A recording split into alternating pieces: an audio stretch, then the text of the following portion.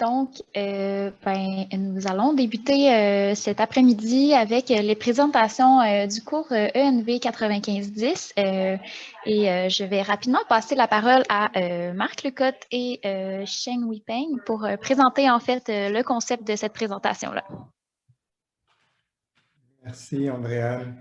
Rebonjour à toutes et à tous, ça me fait plaisir de vous revoir et en particulier les étudiants du cours cadre théorique et épistémologique des sciences de l'environnement. Donc, toute une aventure qui va vous être présentée. Encore une fois, une aventure qui était compliquée avec la pandémie. Les étudiants n'ont pas pu travailler concrètement ensemble, donc ils l'ont fait à distance et c'était d'autant plus difficile que les étudiants proviennent de plusieurs constituantes de l'UQAM. C'est le cours de tronc commun de l'UQAM, de l'UQ, pardon, le réseau de l'UQ. C'est le cours de tronc commun du programme de doctorat en sciences de l'environnement. Et donc, vous avez aujourd'hui des étudiants de l'UQAM, de l'UQTR et de l'UQAT. L'UQTR, c'est Trois-Rivières, l'UQAT, c'est Abitibi-Témiscamingue. 9 étudiants qui ont travaillé à la fois d'un point de vue assez théorique sur l'épistémologie des sciences de l'environnement, mais aussi ont appliqué leurs connaissances, leurs interprétations de l'épistémologie des sciences de l'environnement. Ils l'ont appliqué autour d'une étude de cas. Et cette étude de cas, c'était la carboneutralité du Canada d'ici 2050. L'actualité les a rattrapés puisque vous avez eu des annonces très récemment de la part du gouvernement fédéral comme quoi on se dirigeait vers une baisse des émissions de gaz à effet de serre au Canada d'environ 40 à 45%. Ça sera modulé dépendamment des secteurs d'ici 2030. Donc, les étudiants ont travaillé autour d'un modèle conceptuel qu'ils vont vous présenter. Je vais vous présenter les 9 étudiants. Il y a Shaheen Badezab, Titouan Greff, Sam Yon Kim, Ilem Moussaoui, Juliette Hortet, William Overbeck, Maxence Soubéran, Hans Yong Song et Valérie Choufong. Et c'est assez intéressant de voir que non seulement c'était interconstituant de l'UQ, mais aussi très interculturel, puisque tous les continents étaient représentés. Et ça, c'est une des très, très grandes forces de notre programme de doctorat. Alors, je vais laisser la parole à ces 9 vaillants présentateurs pour nous parler donc de cette carboneutralité du Canada d'ici 2050. Comment y parvenir? C'est la question qu'ils ont posée. La présentation durera une demi-heure. Au bout de cette demi-heure-là, elle sera partiellement en anglais, partiellement en français. Et au bout d'une demi-heure, eh bien, il y aura des commentaires et discussions avec des experts invités. Et ce sera Éric Pinault, professeur en sociologie, et Cécile Bull, professeur en stratégie, responsabilité sociale et environnementale, qui animeront donc cette période de discussion. Donc, c'est à vous, une demi-heure pour votre présentation.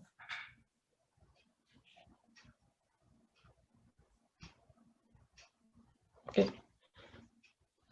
Bonjour à tous.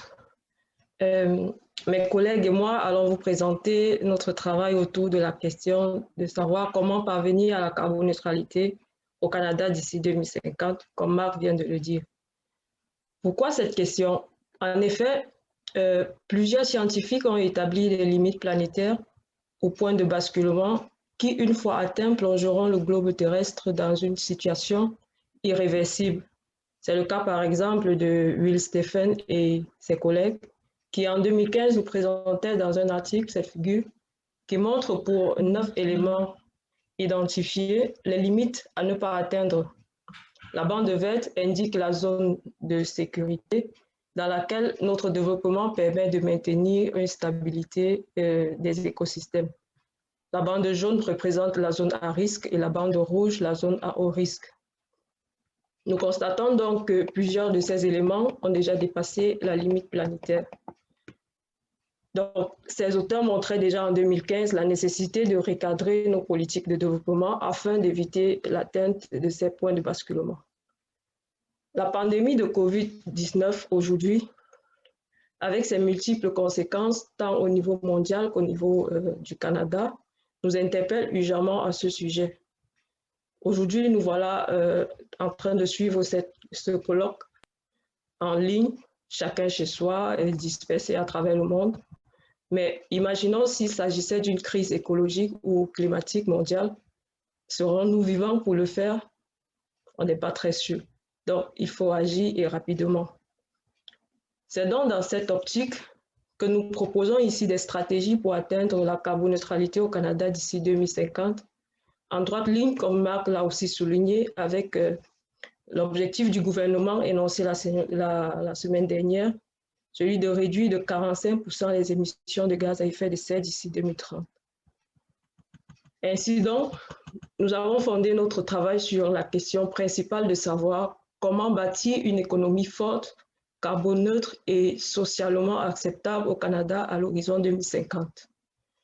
Ceci en se basant sur l'hypothèse selon laquelle un Canada assez résilient, plus résilient en fait, nécessite cette carboneutralité, des actions concrètes et immédiates de la part des gouvernements et des acteurs économiques et une appropriation des changements par les populations.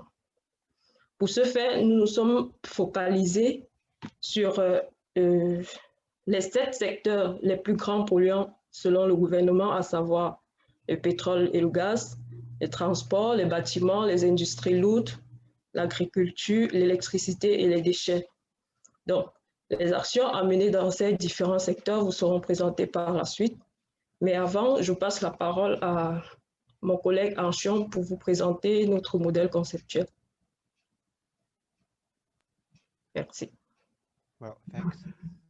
In order to provide a direct and visible information of our concept and designs to understand the complex social, economic, environmental system, a conceptual model is presented here.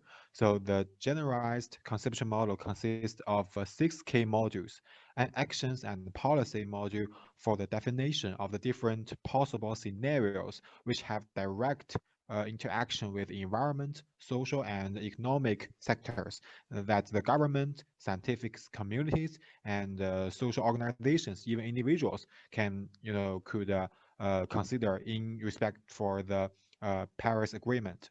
And a population model which describes the growth and reduction of the population in Canada.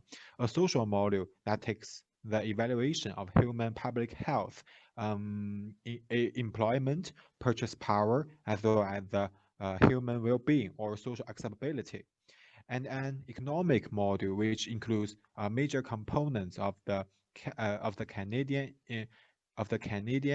economic sectors or contributors, including 5 sub-modules named heavy industry, transport use, energy production, building renovation, and food production, respectively. Another one module for analysis of the land use or land cover changes is also shown here, and environment module which detailed describes the interactions and the mechanism of pollution, waste treatment and recycling, of course, biodiversity and climate change with different submodules. Notably, this part provides a quantification of the changes and tendency of the carbon budget and general climate change intensities.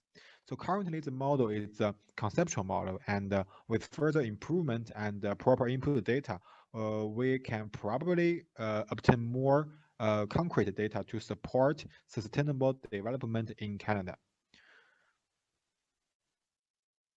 Yeah, so I will switch into French. So, quand on s'intéresse un peu à l'empreinte environnementale de notre société et notre empreinte sur le changement climatique, considérer la production et la consommation d'énergie est vraiment un élément clé. Donc là, on peut voir l'évolution de la production d'énergie au Canada de 1990 à 2019. Le premier constat que l'on peut voir, c'est que cette production, elle n'a cessé d'augmenter depuis sur cette période-là et qu'elle est majoritairement d'origine fossile. Donc c'est qui vient du charbon, du gaz naturel et du pétrole, avec en gris la part du nucléaire et en jaune la part de l'hydroélectricité, la part des renouvelables étant très marginale. Maintenant, si on s'intéresse à la consommation au Canada d'énergie finale, c'est-à-dire dans tous les secteurs, on peut dresser un peu le même constat. On peut noter que le volume consommé est un peu plus faible que le volume produit, mais ce volume consommé est toujours majoritairement d'origine fossile. Et ce qui explique que nous sommes au-delà de notre limite planétaire, c'est que le volume de consommation d'énergie et la manière dont on consomme vient principalement des énergies fossiles. Maintenant, on peut passer à la slide suivante. Et donc là, c'est sur l'énergie finale, et on a vu qu'une partie de l'énergie qui était consommée venait de la production électrique. Et on peut voir qu'au Canada, la majorité de l'électricité produite en 2018 vient principalement de l'hydroélectricité, suivie du nucléaire et un peu du gaz naturel et du charbon. Et là, on peut voir qu'on a un vrai potentiel pour mitiger partiellement l'impact provenant de la production d'énergie en passant des énergies directement des énergies fossiles à l'électricité, même si on a peut-être un problème d'échelle. Et donc maintenant, on va voir dans la slide suivante la répartition en fait des énergies fossiles dans les secteurs de consommation d'énergie au Canada. Et on peut voir que du gaz naturel au pétrole, cette consommation d'énergie va dans tous les secteurs, le secteur agricole, le transport, l'extraction des ressources, le secteur résidentiel et le secteur commercial, et qu'on a aussi une bonne partie de l'énergie produite au Canada qui est exportée. Et donc, cette consommation d'énergie fossile doit diminuer si nous voulons respecter les accords de Paris. Et donc, on va voir maintenant, pour appliquer ça dans le secteur du bâtiment. Et donc là, excusez-moi. Et donc, il est important pour rester dans les limites planétaires, les limites qui ont été fixées de consommation d'énergie doivent diminuer d'un facteur 10. Et dans le cas du bâtiment, en fait, cette consommation d'énergie-là est aussi très importante. Si on regarde l'impact des bâtiments au Canada en 2018, l'impact du changement climatique, entre 2000 et 2018, on a toujours la même répartition des responsabilités par rapport à l'impact du bâtiment. C'est majoritairement l'énergie qu'on consomme qui est responsable de l'impact du bâtiment. Et comme on l'a vu jusqu'à présent, cette consommation d'énergie doit diminuer d'un facteur 10. Et donc, les solutions que l'on propose pour diminuer la consommation d'énergie dans les bâtiments, c'est d'améliorer l'isolation des bâtiments pour réduire la consommation au niveau du chauffage. On peut voir la barre en bleu. Il faut passer des chauffages à base d'énergie fossile vers l'électricité, puisque les électrons sont remplaçables et donc on peut décarboner les mix électriques de l'ensemble des provinces du Canada. On a un empreinte carbone très faible au Québec, mais il faut le faire également dans toutes les provinces. Et également, il faut réduire la surface d'occupation par habitant, c'est-à-dire de vivre dans des logements où on est plus nombreux par surface, afin de diminuer la consommation de chauffage par habitant. Et maintenant, je vais laisser la parole à Shang-Yun, mon collègue, qui va vous parler des actions technologiques sur le pétrole et le gaz.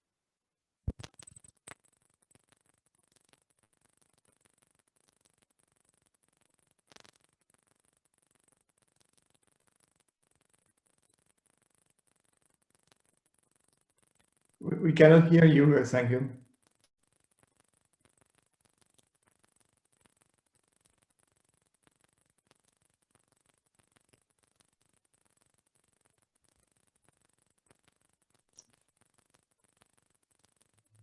No, we don't hear. We cannot hear you.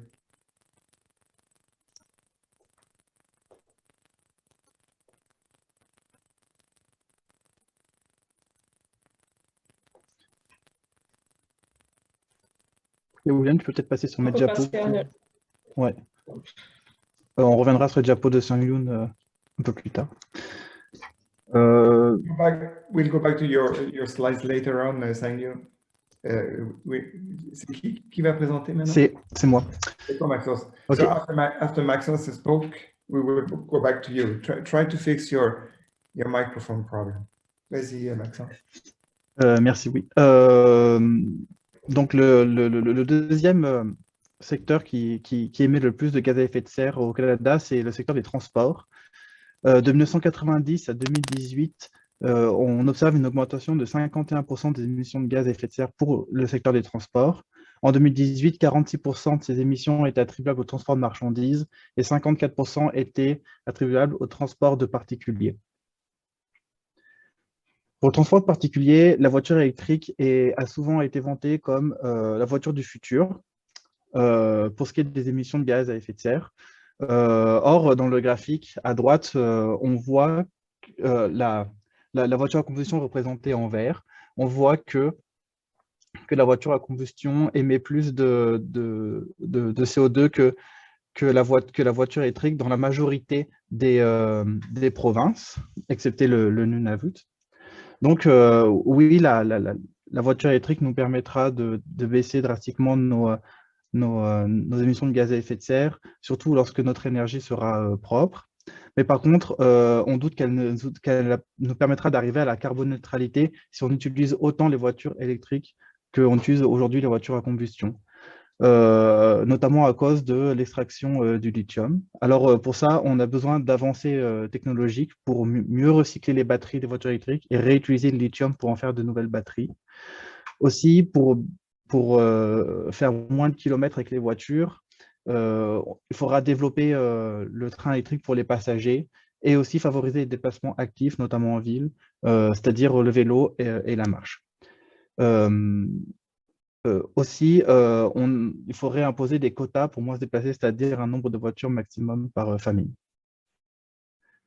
Pour ce qui est transport de marchandises, on propose de développer le transport de marchandises par train électrique, limiter le transport par camion pour les régions les plus isolées du Canada et absolument éviter les importations et les exportations transcontinentales.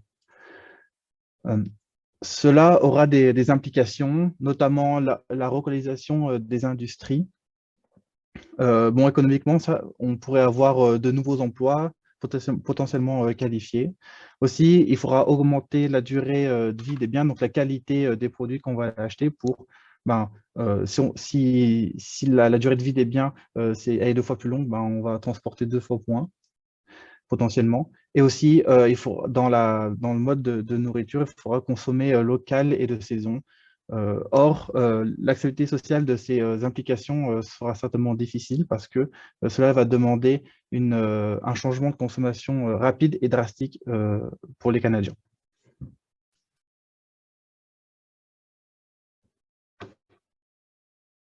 Sorry, let me start. Oil and gas sector is the biggest sector to contribute to carbon emission.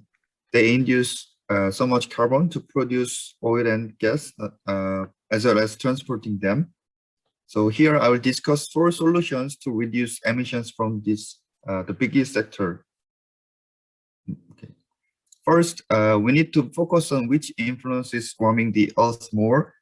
Methane has more than 80 times the warming power of carbon dioxide over the first 20 years after it reaches the atmosphere.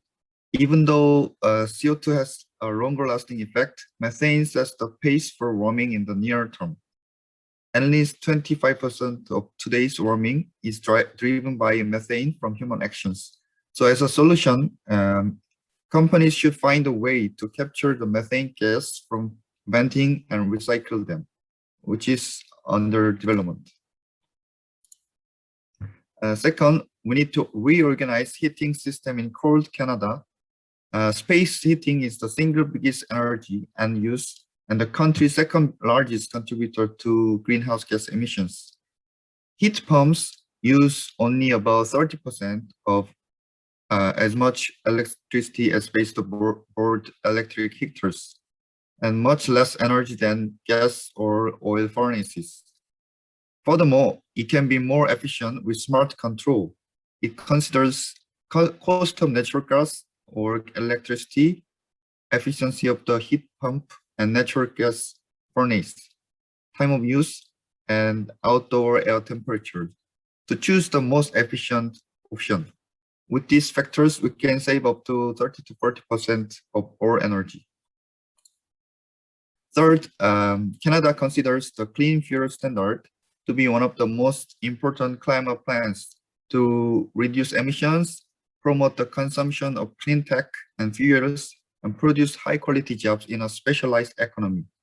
To read this innovation in an efficient way, they also found the credit market. So oil and gas producers should buy credits to come into compliance with the performance standard. Lastly, to respond to these climate change issues, companies are also trying to optimize operations to offset price changes and raise cost efficiency. Oil and gas producers address energy efficiency in cooperation with OEM. For instance, they work to enhance engine design and produce advanced fuels and lubricants, and concentrating on efficiency and emissions in materials such as cement. This strategy will help oil gas companies more sustainable while keeping their competence in their whole jobs and assure energy production in the future.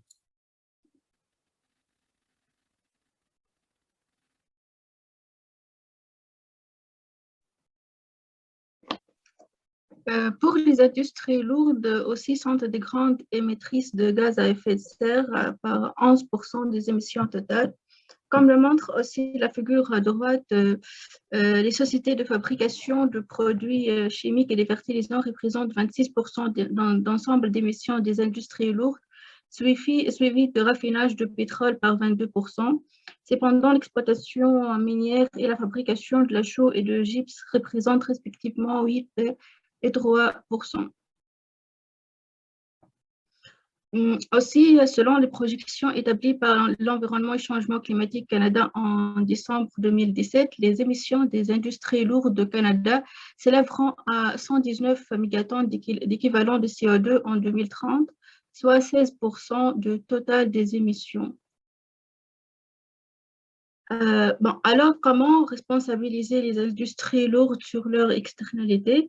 Pour répondre à cette question et pour atteindre les objectifs de carboneutralité d'ici 2050, il faudra créer de nouvelles stratégies, utiliser des produits industriels sobres en carbone et réaliser des innovations importantes dans la fabrication de produits industriels basés sur des technologies propres. Pour ce faire, en fait, l'utilisation de matières premières renouvelables, telles que l'utilisation d'huile végétale au lieu, par exemple, d'huile de pétrole minéral ou bien minérale, et l'utilisation d'énergie renouvelable, telles que l'énergie solaire, énergie éolienne, est une bonne stratégie dans le contexte de la réduction des émissions de gaz à effet de serre. On propose aussi l'application de la loi devoir de vigilance qui vise à prévenir des atteintes aux droits humains, les libertés fondamentales, à la santé et la sécurité des personnes et à l'environnement causées par les sociétés mères et les entreprises donneuses d'ordre. Le captage et la séquestration de carbone constituent aussi un avenir important vers la décarbonisation à long terme. Ensuite, on propose le traitement et la valorisation des déchets industriels, sachant qu'au Canada, l'enfouissement est la principale méthode d'élimination de déchets industriels, mais aussi l'enfouissement a des répercussions sur l'environnement. Alors, il faut traiter les déchets industriels avant de les enfouir. Ainsi, on propose d'appliquer le traitement et l'utilisation des effluents liquides. Finalement, l'application d'une stratégie pour améliorer la responsabilité sociale des entreprises est importante, sachant qu'une stratégie a été déjà annoncée au Canada en 2014. Donc, dans le secteur industriel, les investissements dans les technologies propres peuvent contribuer à la croissance de l'économie en entier, puisque les industries fournissent des emplois bien rémunérés tout en aidant à diminuer l'émission de gaz à effet de serre. Donc, maintenant, je vais vous parler du secteur agricole qui représente environ 10% des émissions de gaz à effet de serre. Ça peut être une surprise pour certains, mais en fait, le secteur agricole n'émet pas de dioxyde de carbone, il en séquestre, mais émet des quantités importantes de méthane et de protoxyde d'azote. Le méthane provenant de la rumination des bovins dans les élevages et le protoxyde d'azote venant principalement de la fertilisation azotée des cultures dans les champs. Lorsqu'on regarde le contenu de l'assiette d'un Québécois ou d'un Canadien, on se rend compte que les viandes représentent environ 7% de l'assiette, mais représentent 36% de l'empreinte carbone de cette assiette, démontrant le rôle prépondérant des viandes dans les émissions de gaz à effet de serre du secteur agricole. Donc, pour réduire ces émissions, nous proposons deux solutions, soit la réduction de la consommation de viande provenant d'élevage intensif et l'adoption des principes d'agriculture de conservation La première action visant à réduire les émissions de méthane et la deuxième visant à réduire les émissions de protoxyde d'azote à travers une réduction du travail du sol, la couverture du sol par des végétaux vivants en tout temps et une diversification des espèces végétales utilisées dans nos sols agricoles. Pour la première action, eh bien, nous souhaitons conscientiser la population sur les enjeux qui leur sont chers en rapport à la consommation de la viande. Pour certains, ce sont les enjeux liés à l'environnement ou à leur santé. Pour d'autres, ce sont le prix des aliments pour lesquels le prix des viandes devrait être plus élevé que des alternatives d'origine végétale. Et pour d'autres, c'est le goût et la texture des aliments qui importent. Et pour ceux-ci, le développement d'alternatives qui mimiquent le goût et la texture de la viande, mais qui sont d'origine végétale, sera nécessaire et aussi leur grand déploiement dans les différentes sphères de la société. De plus, suivant une réduction de la consommation et de la production de viande, eh bien, plusieurs producteurs agricoles qui, à ce jour, produisent des grains pour nourrir ces animaux, mais devront se tourner vers d'autres cultures. Et pour ce faire, nous souhaitons promouvoir justement des cultures destinées à la consommation humaine et de développer les connaissances requises pour produire ces cultures, mais également de trouver des débouchés pour l'ensemble de ces cultures, de développer des marchés afin que les producteurs soient confortables dans leur choix de production de cultures destinées à la consommation humaine. On pourrait penser à des céréales, à paille, à des protéogéneux ou même à d'autres cultures émergentes comme le chanvre ou le lin. De plus, en ce qui a trait à l'adoption de l'agriculture de conservation, on peut voir que dans les prairies canadiennes, la réduction du travail de sol est bien amorcée avec une majorité des producteurs, des terres, je veux dire, qui sont déjà sous le semi-direct, alors que dans l'Est canadien, beaucoup de travail reste à faire avec seulement environ 25% des champs qui sont sous semi-direct. Pour développer justement ou accroître l'adoption de l'agriculture de conservation, nous proposons l'établissement de vitrines de démonstration des techniques d'agriculture de conservation chez les producteurs afin de démontrer le potentiel agronomique et économique des principes d'agriculture de conservation. Et à travers ces parcelles, la visite de producteurs voisins va permettre de convaincre certains producteurs qui pourraient douter des bénéfices d'agriculture de conservation. Et par la suite, une fois que ces vitrines sont faites, la subvention de certaines machines ou d'intrants nécessaires à l'adoption de l'agriculture de conservation, telles que des semoirs à semi-direct ou la semence de culture de couverture, pourra être fait à travers des programmes déjà existants, tels que Prime Vert, qui existent au Québec. Et ainsi, on pourra avoir une réduction des émissions de méthane et de protoxyde d'azote venant d'agriculture et même une plus grande séquestration du carbone dans nos sols agricoles. Hello. Waste management here is also an important component to be discussed along with the other sectors. So as at present, we know that Canada is the largest garbage producer in the world. And when we look at this figure with a study from National Waste Characterization Study in 2020, it shows that from the amount of garbage generated, the 36% belongs to the non-degradable category, and then which is then sent either to the landfills or incinerated. For example, now when we are talking about the development for reducing the greenhouse gas emissions, we are moving towards electronic future. So when we move towards electronic future, we see that we will be piling up with the increase in the solid waste generation, which will go either to the landfills or incineration. I can't see my slide down. No. Okay. Yeah, and then the electronic waste consists of toxic substances which once into the soil or the water find a way into the environment and to the human life. And then lastly, the waste is sometimes exported to the developing countries for treatment and recycling, where the system is not well established. So what we could do individually to reduce this e-waste generation, first is we can maintain our own electronics. We can switch to the high energy star rated devices that can consume less energy. We can develop skills to learn to repair some of our gadgets on our own at home. Well, and then when we want to switch to new devices, we should firstly avoid to switch to devices unless it goes bad. And if we want to, and if they are in good condition, we can either donate them to the needy people or send them to the recycling centers.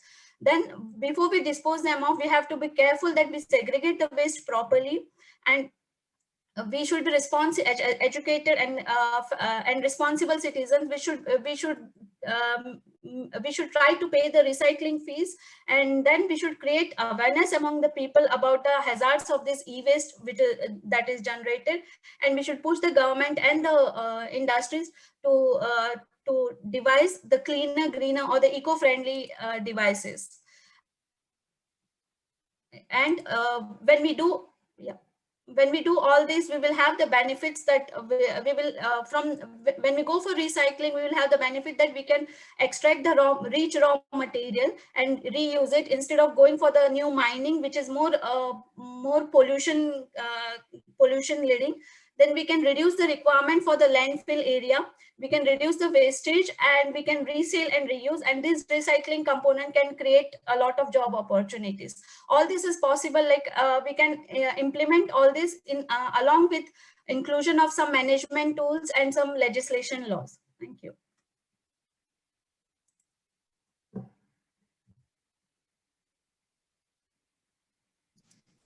Voilà, donc on arrive finalement déjà de notre projet de travail groupé. Vous avez pu voir du coup au travers qu'au travers de cette revue de littérature qui a été menée par le groupe et qui a été présentée par mes camarades, on a pu dresser un rapide portrait de la situation socio-économique et environnementale du Canada qui semble aujourd'hui être urgente. Et pour faire face à cette situation urgente, on a pu proposer des actions qui sont concrètes dans les 7 secteurs principaux qui contribuent aux émissions de carbone du Canada. Donc, tout ce travail qui a été mené jusque-là, donc d'une part, établir une situation et la documenter à travers une revue de littérature et établir des propositions d'action et de politique pour venir contrer et faire évoluer cette situation, et ben, ça a été intégré à notre modèle conceptuel qui nous a permis tout d'abord d'appréhender la réelle complexité de ce système socio-économique et environnemental du Canada, mais aussi qui a pu permettre de mettre en lumière la force des actions qui ont été proposées, parce qu'en fait, on s'aperçoit très vite qu'il y a une véritable escalade avec les conséquences qui va montrer en fait que, en appuyant simplement sur un petit levier, on va pouvoir avoir un ensemble d'actions et de conséquences diverses dans un ensemble de secteurs différents, et ce grâce aux fortes interactions de l'ensemble de ces secteurs. Maintenant, avec ces outils, avec cette documentation qui a été établie, il va falloir simplement agir si on va parvenir à obtenir un Canada carboneux d'ici 2050.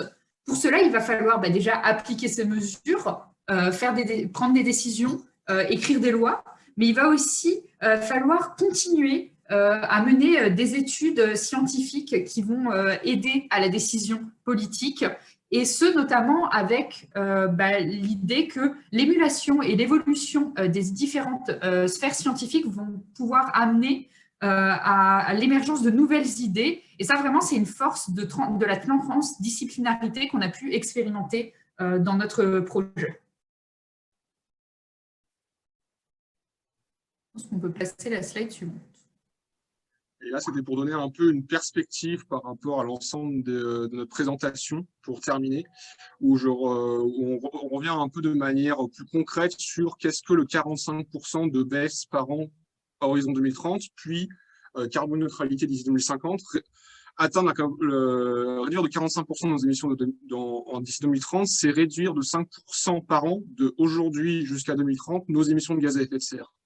La baisse de 5% par an des gaz à effet de serre, c'est l'équivalent de ce qui s'est passé en 2020 au Canada à cause de la pandémie de Covid-19.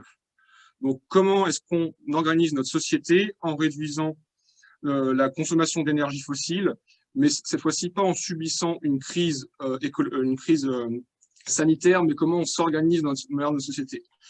Et il est important en fait de regarder un peu dans l'histoire qu'est-ce que ça veut dire que consommer de l'énergie et augmenter notre PIB.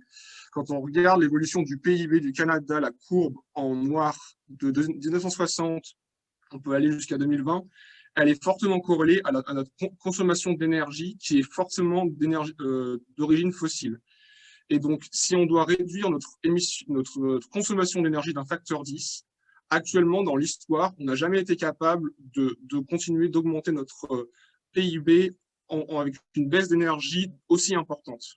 Donc, là, on peut ajouter la première transition, c'est qu'il faut qu'on passe d'une perspective où on raisonne en tant que homo economicus, c'est-à-dire que le PIB est l'indicateur principal et qu'on passe avec une approche beaucoup plus durable en considérant le système en entier et apprendre à faire société. Comment est-ce qu'on s'organise? Est-ce qu'on a un plan pour organiser notre société de manière socialement stable avec une consommation d'énergie en baisse, donc avec une richesse de l'année suivante qui est plus faible que la richesse de l'année précédente. Donc, c'est-à-dire complètement changer notre perception, notre vision de l'organisation de notre société et la vision de la richesse. Qu'est-ce que vraiment la richesse d'une société humaine? Donc, voici la fin de notre présentation. Merci pour votre attention. Merci à toutes et à tous. C'était une belle présentation. Je vais passer la parole à mes collègues Cécile et Eric. Donc, à vous de commenter, poser des questions aux étudiants. Je sais qu'ils ont préparé aussi quelques diapositives supplémentaires sur leur modèle, si ça vous intéresserait. Donc, je vous laisse la parole. Formidable. Je ne sais pas, Eric, dans quel ordre est-ce que l'on procède? On peut y aller par l'ordre alphabétique, comme tu veux, là. Comme il y avait dit, Marc a dit Cécile, je me suis dit, ben, je vais te laisser partir, comme tu veux. Mais oui, très, très intéressant. Vraiment. Très bien, très bien. Donc, excellent. Ben, très, très belle présentation. Merci beaucoup. C'est super intéressant. Titouan, j'ai beaucoup aimé la petite ouverture vers la fin qui pose les fondations pour une question que j'avais. Tout votre travail, et j'ai trouvé ça très, très intéressant, est basé sur les émissions qui ont lieu au Canada. On a fait un portrait des principaux secteurs qui contribuent à ces émissions.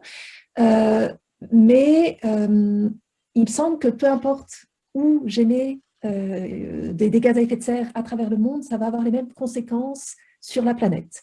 Donc, je vais ouvrir un petit peu la question en vous demandant, est-ce que vous pensez que votre modèle aurait abouti aux mêmes conclusions si, au lieu de regarder l'empreinte de la production, donc de tout ce qui était mis sur le territoire du Canada par rapport à ce que l'on produit au Canada, si au lieu d'avoir cette perspective-là, on avait adopté une perspective de tout ce dont le Canada est responsable?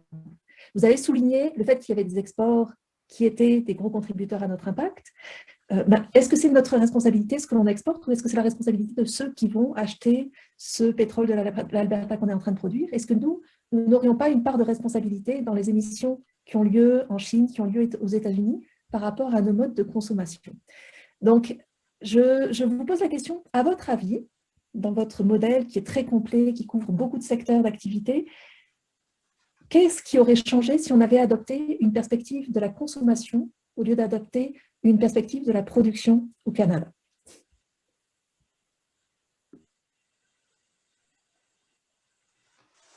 I don't know if anyone wants to. Est-ce que I can go on it. Tell me the group. You can go for it, Swan. All right. Je pense que ça aurait beaucoup changé. Ça reconsidère la consommation. Là, on a des slides en bonus, mais il y en a peut-être trop. En tout cas, sur les conséquences du changement climatique, déjà, on a une slide qui pourrait être très, très, très pertinente. Je ne sais pas si tu l'as, William, celle avec la carte colorée. Je peux bien voir la slide. Je ne sais pas si tu vois la slide avec la carte, les pays colorés. Je ne sais pas si on l'a. En tout cas, sur les conséquences du changement climatique. sur les conséquences du changement climatique, déjà, sur quel que soit là où on émet, effectivement, ça ne change rien, mais d'autant plus que les émissions de gaz à effet de serre qui ont lieu au Canada, en tout cas en conséquence sur la santé humaine, n'ont pas la majorité des conséquences sur la santé humaine des émissions de gaz à effet de serre au Canada n'ont pas lieu au Canada. 99,9% des conséquences sur la santé humaine dues aux émissions de gaz à effet de serre au Canada, elles ont lieu hors du Canada, dont plus de la moitié en Inde, dans la région de l'Inde, et la majorité et le reste principalement en Afrique, dû à notre système climatique où le réchauffement global n'est pas le même de manière régionale. Et si on regarde sur la consommation, effectivement, on aura des chiffres qui changeraient beaucoup plus, notamment sur l'agriculture, où là, on a un impact territorial de 10%, mais qui va plutôt être de l'ordre. En tout cas, si on intéresse la consommation alimentaire, on est plutôt à l'ordre de 20 à 25%, donc on a quand même un grand changement. Le Canada, comme tous les pays occidentaux, a beaucoup déporté sa production de biens en Asie. Et donc, tout ce qui est produits textiles ou tous nos meubles ne sont plus produits au Canada. Donc, ça aussi, ça aurait apparu dans nos secteurs les plus polluants d'un point de vue de consommation. Et enfin, là, on n'a parlé que des gaz à effet de serre. Mais si on va jusqu'à l'impact sur la santé humaine, qui est un peu qu'est-ce qu'on veut protéger, c'est notre santé, enfin, c'est l'ensemble des êtres humains. Il y a le changement climatique qui est important, mais on a aussi toutes les particules fines. Donc, quand on s'attaque au changement climatique, on va agir sur d'autres catégories d'impact, pas totalement sur les particules fines, mais une partie, donc évidemment, serait changée. Je vais peut-être trouver la slide à laquelle tu faisais référence. Toi, je vais la partager. Tu me diras si c'est la bonne. Est-ce que c'était celle-là? Ah, Tito, on ne t'entend pas? Pardon, excusez-moi. Ça, en fait, c'est un petit travail que j'ai fait, qui a beaucoup de limites, mais qui permet un peu de visualiser le travail de Pats and Colleagues de 2000, donc c'est une extrapolation par rapport à l'année 2000, mais c'était par rapport aux émissions de 2018, mais ça permet de donner une idée quand même des DALI, donc c'est les années de vie perdues en bonne santé dues au changement climatique, par rapport aux émissions du Canada en 2018. Et on peut voir la répartition des années de vie perdues en bonne santé suivant la région où on habite. Plus c'est rouge, plus les impacts sont importants.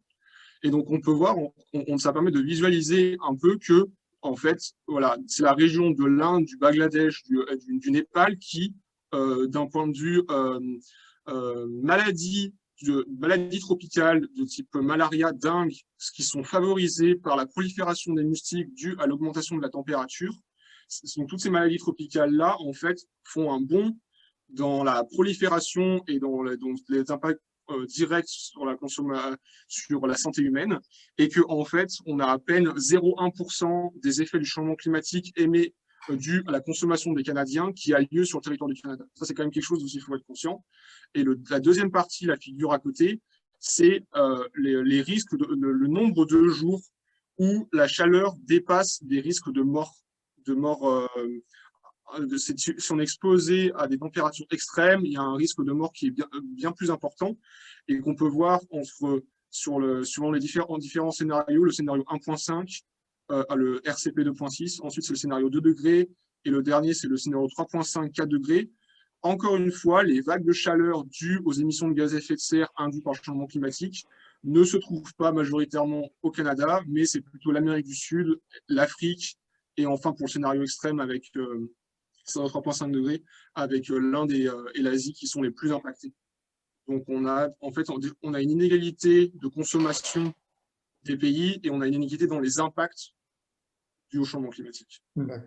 Merci Titouan. Peut-être me tourner vers mon collègue Éric.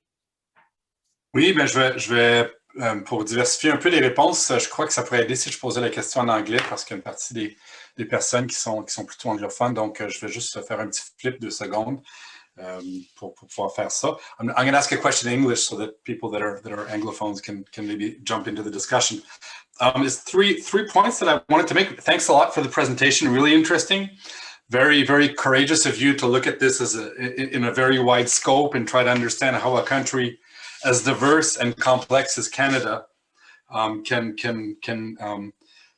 try to look towards carbon neutrality or net carbon neutrality. I'm wondering, yeah, 3 questions. One at the beginning, first question, what would have happened to your model if what you said at the very end was the beginning of your story? So if you would have started with the GDP to energy consumption and then energy to capita, and then said, okay, this is the given. This is how things have worked up until now, and this is not working. This is my driver. This is the driver I have to break down, and how do I do this? And then moved into the different compartments with the different technological solutions that you put forward.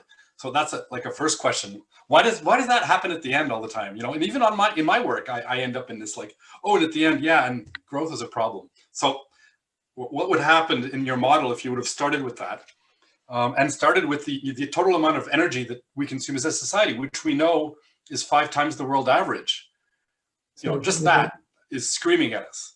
So who would like to answer to this question? Oh, I'm just sending it out to whoever wants to grab it, and I've got 2 others. And then maybe more specific. Let's have them respond to your question before we. Okay, then 2 others, but I can wait and I can let Cécile go. Yeah. With this. So who would like to answer to that question? Aha. Ça va être en français, hein? Juliette, tu peux. Swan. On a tout fait en anglais dans le cours de toute façon, il n'y a pas de problème. Juliette? Oui. C'est vrai que oui, on a beaucoup varié entre l'anglais et le français, ce n'était pas forcément toujours évident. Mais du coup, pour être sûr, du coup, la question c'était, si on reprend notre modèle aujourd'hui, en partant du principe que justement cette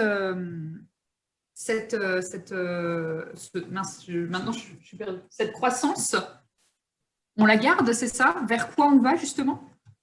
Non, à la fin, vous êtes arrivé avec la conclusion que eh bien, on constate depuis, votre graphique, c'est depuis les années 60, mais on aurait pu faire monter ça à 1850. On a cette relation très forte entre consommation d'énergie, croissance et consommation d'énergie par capita et consommation d'énergie et croissance. Puis vous arrivez à l'idée qu'il faudrait questionner notre conception de la richesse et peut-être envisager une descente énergétique. Donc, plutôt que d'être dans un modèle joule pour joule, de substitution joule pour joule. Et là, vous arrivez à la fin. Mais je me demande juste, si vous avez posé ce cadre-là au tout début, ça aurait donné quoi comme... Est-ce que ça aurait changé votre modèle ou pas? Ah, si on avait questionné finalement la richesse dès le début, c'est ça? Ouais. Et la question de richesse. Je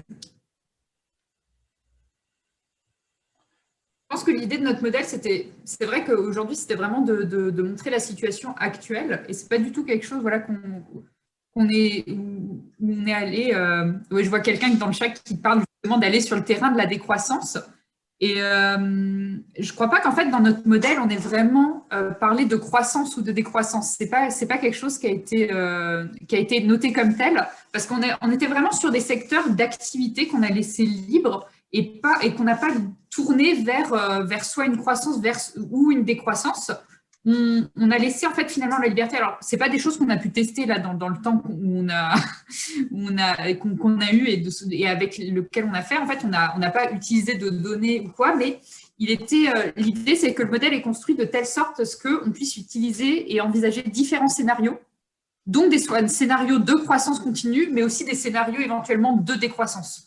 En fait, vraiment, l'idée, c'est pas de se baser sur le fait que il y aura une croissance qui est inévitable, même si c'est quelque chose qu'on observe aujourd'hui, mais vraiment de pouvoir laisser les différents paramètres et les variables évoluer comme les politiques qu'on va mener, qu'on va décider de mettre en place vont l'entendre.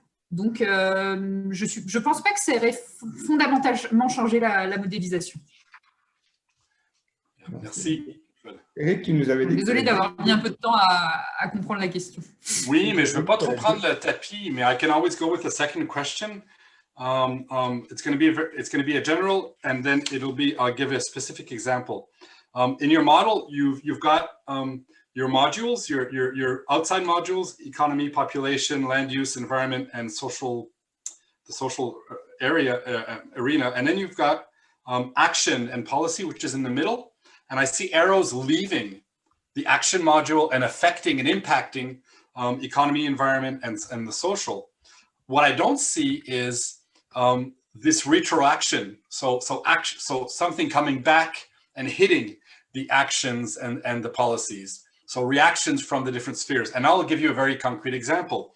If we want to attack the fossil fuel sector, we know that if we just take gas, not even oil, but just take gas, 50% of what we extract has to be exported. And there's a question of scale. You can't downscale the production without costs going through the roof, because the whole infrastructure implies a lot of investments.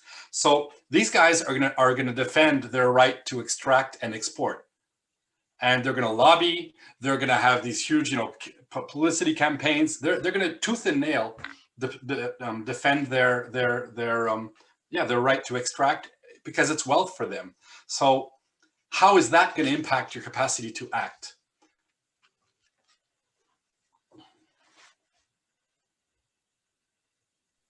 I guess maybe Anshang, you can move on, because that was something you were into.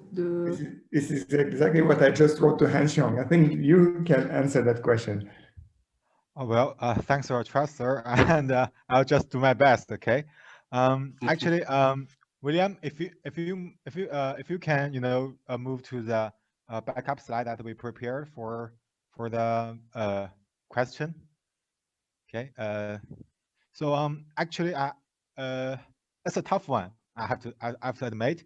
I'll just try my best. So generally, I'll just start from here. So all those modules are interlinked with each other, as you just said before, by sharing variables and parameters, as shown by those arrows, which looks like sparse knights, and that just also highlight the characteristic of the complexity of our environment system.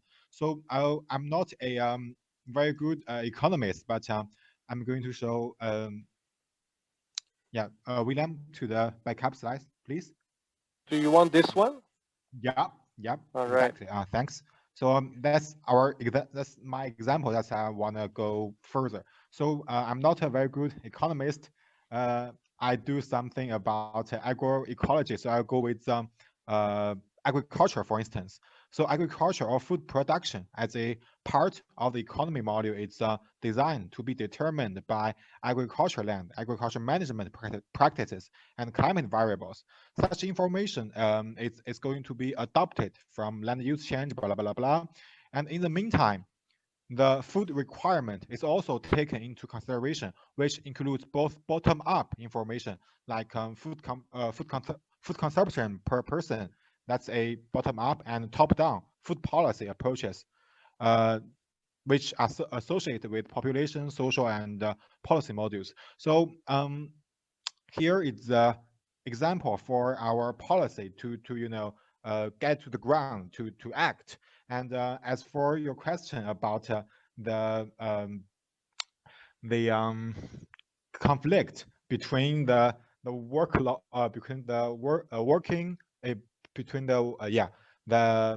employment and environment or something related to this, I have to say that here's another question. Here's another example. So we use the agriculture, the nitrogen fertilizer production, which is another very important industry or economic growth sector for our country. And for the future, we're going to reduce the application of the nitrogen fertilizer, which is going to decrease the fertilizer production and probably jeopardize their wealth, their interest of the workers, and so on and so forth. So in some parts, we can provide more positions and or working positions instead of just for the fertilizer production, like we improve the conservation tillage and conservation green manure production, which is a diverse and totally different properties comparing with the chemical fertilizer, because it generally reduces the GHG production from the cropland, from grazing land, and so on and so forth. So that's another potential solution for them, because by producing more green manure still require a lot of workload, which could be transferred from the production of nitrogen fertilizer. That's my general example, and that can be done via some policy issue. So that's my answer. I hope I clarify this. A bit nervous, actually, I have to admit. Chez Hanson, est-ce que peut-être Cécile, tu veux poser la prochaine question, s'il te plaît? Oui, avec plaisir. So I'm also going to switch in English so that other people can answer. But what about, you have focused on global warming, but did you think about burden shifting from one impact category to another? And in the solutions that you explored, is there any potential risk? For example, if I look at using vegetable oil, using solar panels, solar energy, wind, any risk of shifting the burden toward any other damages on human health, biodiversity, and so on? And what would those potential burden shifting be? Valérie, tu veux répondre à ça? Je pense que c'est à peu près dans tes cordes, ça, Valérie. Oui, si j'ai bien compris la question, je pense que... Je peux la reposer en français, sinon c'est la question de est-ce qu'il y a des potentiels déplacements d'impact du changement climatique vers d'autres catégories d'impact, d'autres enjeux environnementaux dans les solutions qui ont été envisagées? Donc, le fait de passer, par exemple, à de l'énergie renouvelable, le fait de passer à l'utilisation d'huile végétale pour remplacer le pétrole et ainsi de suite, est-ce qu'on ne risque pas d'avoir d'autres impacts qui vont émerger et remplacer en fait les enjeux sur le changement climatique? Oui, c'est possible. C'est possible qu'on ait d'autres impacts qui vont émerger, et surtout des impacts sociaux qui peuvent être négatifs ou positifs. C'est vrai que, comme Titouan l'a mentionné tout à l'heure, plusieurs matières premières du Canada proviennent de l'extérieur. Et donc, c'est aussi l'une des raisons pour lesquelles nous avons envisagé que le gouvernement pourrait adopter une loi sur le devoir de vigilance, ça veut dire de responsabiliser les industries ou les sociétés sur leur impact, non seulement au niveau local, au niveau du Canada, mais au niveau international, donc sur toute les chaînes de production. Donc, c'est vrai, en modifiant, en mettant en place toutes ces actions, il y aura certainement d'autres enjeux à prendre en compte, mais qui, pour nous semblent minimes par rapport à aujourd'hui. Et aussi, sur le plan climatique, c'est plutôt bon effet, je pense. Je ne sais pas si j'ai répondu. Oui, mais alors, ça répond partiellement, et puis effectivement la question des enjeux sociaux est très importante, mais tout comme Eric voulait vous amener vers la décroissance, moi je voulais vous amener vers la réflexion aussi, vers le fait que par exemple si on se tourne vers la production d'agrocarburants, on va avoir des enjeux d'utilisation des terres qui vont éventuellement entrer en compétition avec la production de nourriture ou bien affecter la biodiversité. Titouan lève la main, je vais peut-être lui laisser compléter sur tout ce qui est la question des ressources parce que je pense que c'est son domaine. Ou peut-être William qui a travaillé sur l'agriculture et utiliser les terres pour faire des biocarburants plutôt que de faire des aliments. Oui, en fait, c'est sûr que c'est un enjeu. Puis effectivement, je crois que dans le monde agricole même, on voit une certaine contradiction, une certaine remise en question, surtout, disons, la production d'éthanol avec des grains de maïs. Et de plus en plus, on pense à utiliser des résidus qui ont peu de valeur, disons, au lieu d'utiliser les grains de maïs, mais plutôt d'utiliser la paille ou les résidus de maïs pour ensuite en faire de l'éthanol qui peut être utilisé, ou même si on revient à une présentation précédente, on pourrait utiliser cette paille-là pour sécher nos grains, utiliser des séchoirs qui vont utiliser comme combustible la paille de maïs et ainsi avoir un séchage qui est faiblement carboné. Mais toutefois, ce que je voulais peut-être apporter comme point aussi, qui est peut-être un peu trop optimiste, serait que si on réduit notre consommation de viande et notre besoin de grains pour cette consommation animale, mais peut-être aurions-nous des terres qu'on pourrait dédier justement à la croissance de biocarburants, disons avec des espèces végétales comme le panique érigé ou d'autres espèces qui permettent une grande séquestration de carbone à travers leurs racines, puis une grande biomasse que l'on peut récolter pour transformer en éthanol. Mais clairement, il faut penser à des plantes qui vont utiliser peu d'engrais, puis qui vont générer une grande biomasse qu'on peut transformer en éthanol sans nécessairement des produits faciles comme les grains de maïs qui contiennent beaucoup d'amidon, mais plutôt viser des cultures qui ont beaucoup de cellulose qu'on peut par la suite transformer en éthanol. C'est mon opinion, du moins. Merci, William. Titouan, tu voulais ajouter quelque chose? Oh, oui, j'étais juste, maybe I will make it in English for the whole group, but it's just, yeah, in this course, at the very beginning, we added the last slide, but it should have been the beginning and also the sharing the knowledge on transfer of impacts and multiple impacts and so on, which is really what you learn when you're using the life cycle thinking. That I think is important. That should be some knowledge that should be mandatory at the PhD level in this department. And I think it's really relevant. And also because we've seen that the solutions that have been proposed are indeed relevant, but are not sufficient at the magnitude of the effort that should be carried out. Because even if we imagine that we can switch from fossil fuels toward biofuels, I'm not even sure we have enough.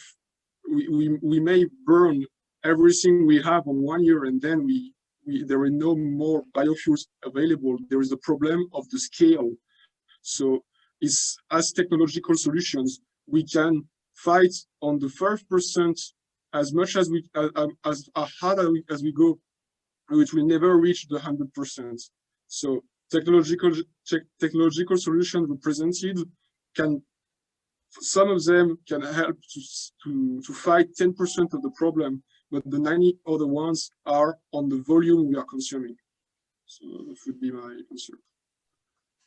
Merci, Titouan. Ça passe toujours trop vite, hein, ce genre de demi-heure. Il y a une dernière question qui a été posée par Jérémy sur le chat. Peut-être que Sang-Yun, maybe you can answer that question. It's about nuclear energy as a mean to reduce greenhouse gas emissions from Canada. Yes, actually, right. The nuclear energy plant is very issue in East Asia because China also building tons of nuclear energy power plant, and also Japan had a problem of nuclear waste since 2011.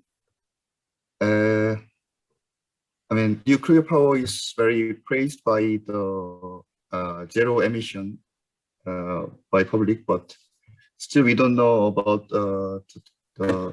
the solution to deal with this nuclear waste. So I'm actually very concerned about building nuclear plants in Canada more. Yes. Yeah, thank you, Sang-Yun. Anybody else would like to add a last comment on Jérémy's question dans le groupe? Hélène, toi, qu'est-ce que tu en penses? Les petits réacteurs dont parle Jérémy, petits réacteurs modulaires? Non, ça ne suscite pas les passions de répondre à cette question-là. On préfère faire du bioéthanol avec de la paille de maïs. We'll let the others. Je crois que c'est pas une question facile parce qu'on parle toujours, il y a toujours la notion des déchets après ça, des réacteurs nucléaires qui est difficile à entreposer. Oui, peut-être en ayant des réacteurs modulaires, on peut limiter peut-être les potentiels dangers disons, les nombreuses catastrophes qu'on a vues dans le passé, mais définitivement, la gestion des déchets est un enjeu assez important dans la production d'énergie avec le nucléaire qui, je crois, est un certain point pourquoi personne ne voulait se lancer dans cette réponse. Parce que oui, c'est une énergie propre au point de vue du carbone, mais ça crée d'autres déchets qui, eux, seront difficiles à gérer si on se base principalement sur cette forme d'énergie pour générer toute l'énergie qu'on a besoin. Jean Chrétien avait trouvé la façon de s'en débarrasser, il les mettait au Labrador. On a appris ça il y a quelques semaines. Donc, merci, William. Dernier petit commentaire rapide, Juliette, avant de terminer cette demi-heure.